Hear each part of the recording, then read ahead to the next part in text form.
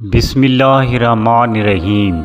ولادت مصطفیٰ صلی اللہ علیہ وسلم کے وقت ستاروں کو نیچے اتار کر دنیا میں چراغاں کیا گیا۔ اے ایمان والو، جب جمعہ کے دن نماز کے لیے پکارا جائے تو اللہ کے ذکر کی طرف لپکو اور خرید و فروخت چھوڑ دو، یہ تمہارے لیے بہتر ہے اگر تم سمجھو۔ پھر جب نماز پوری ہو جائے تو زمین میں منتشر ہو جاؤ اور اللہ کے فضل تلاش کرو اور اللہ کو کثرت سے یاد کرو تاکہ تمہیں فلاح نصیب ہو۔ القرآن کریم۔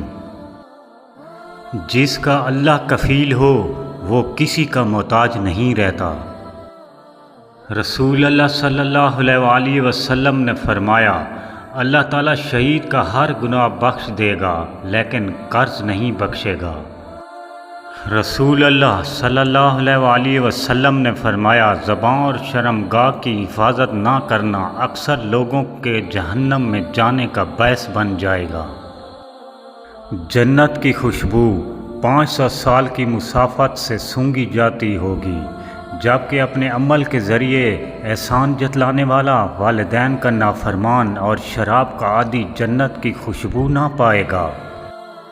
رسول اللہ صلی اللہ علیہ وسلم نے فرمایا، لوگ ہمیشہ خیر و بھلائی کے ساتھ رہیں گے جب تک وہ آپس میں حسد نہ کریں۔